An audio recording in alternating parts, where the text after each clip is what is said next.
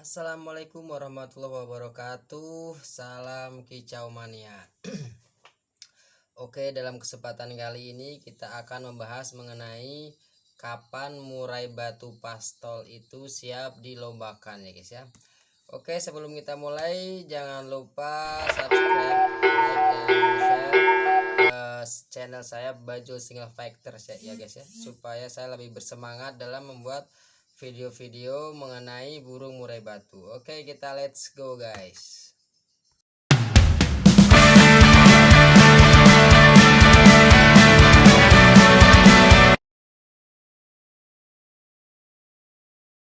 Oke guys, berbicara mengenai burung murai batu pastol yang siap dilombakan itu untuk usianya berbeda-beda ya guys ya. Kita nggak bisa menentukan usia berapa bulannya dia itu siap untuk dilombakan.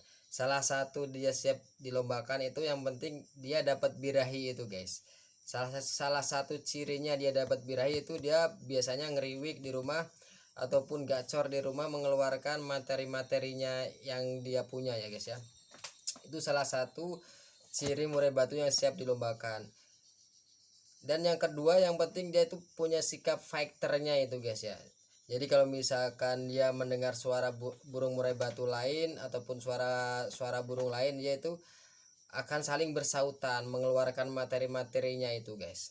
Itu salah satu burung murai batu pastol siap dilombakan ya guys ya. Dan yang penting itu kita harus menjaga stamina dari burung murai batu pastolnya itu ya, karena kan burung murai batu pastol itu bisa dikatakan tenaganya masih belum maksimal ya. Dari segi birahi, emosi, dan tenaga staminanya itu masih belum maksimal.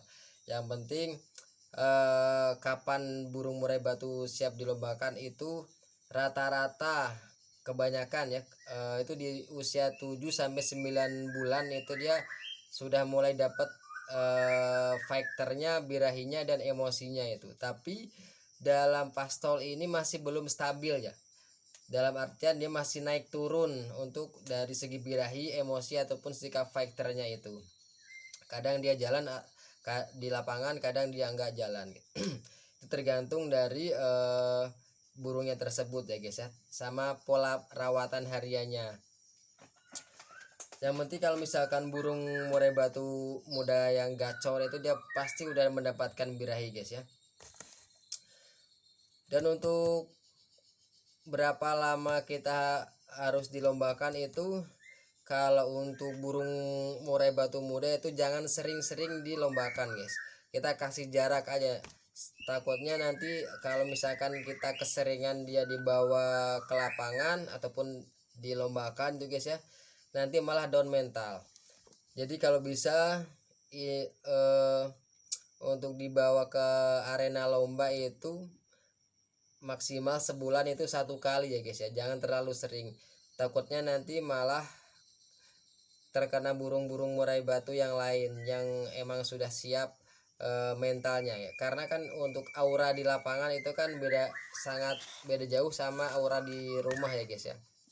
Karena kan di lapangan itu banyak burung-burung yang usianya lebih mapan ya guys ya. Yang penting kita di lapangan itu settingannya dijauhkan dari keramaian kalau sepengalaman saya guys ya.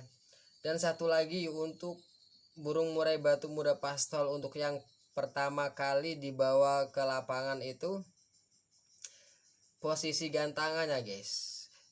Jangan mencoba untuk posisi gantangan itu di tengah kalau untuk burung murai batu yang pertama kali dibawa ke lapangan ya, terutama burung murai batu pastol ya. Karena nanti takutnya dia malah ngedown. Jadi ngedown, jatuh mental ya guys ya. Karena kan kita nggak tahu burung-burung yang lain itu apa usianya itu bisa lebih mapan ya guys ya. Artinya dia usianya lebih dari 1 tahun atau udah 2 kali mabung biasanya rata-rata ya. Kita kan nggak mengetahui usia dari lawan-lawan burung yang kita punya guys. Kalau bisa untuk posisi itu di pinggir aja guys, kalau untuk yang pertama kali dibawa ke lapangan ya. Pinggir dalam artian dia yang penting dia belajar menggantang, belajar mengetahui lingkungan, di arena lomba itu guys, supaya nanti untuk kedepannya burung itu nggak takut dibawa ke arena lomba ya guys ya.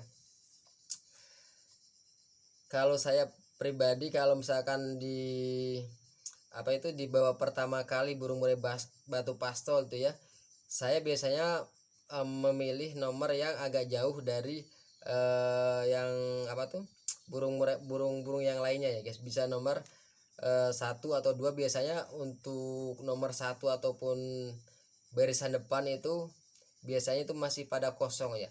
Kebanyakan itu kan para pemainnya lebih memilih posisi di tengah kebanyakan ya, karena mungkin mereka sudah sering dibawa ke lapangan, jadi biar ada ditekan sama burung lain. Itu salah satu trik-triknya ya guys ya.